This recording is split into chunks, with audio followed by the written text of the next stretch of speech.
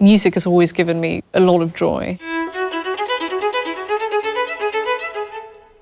I think it's difficult sometimes to manage emotions in a piece. You always have to find the journey within the music, and as long as you set yourself on the right path, it's just an amazing experience.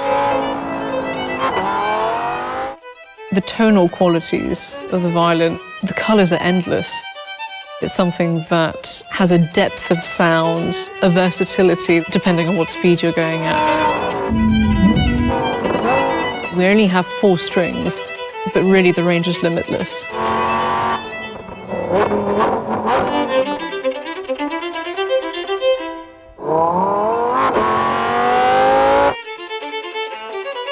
My daily existence is amplified tenfold because of what I do.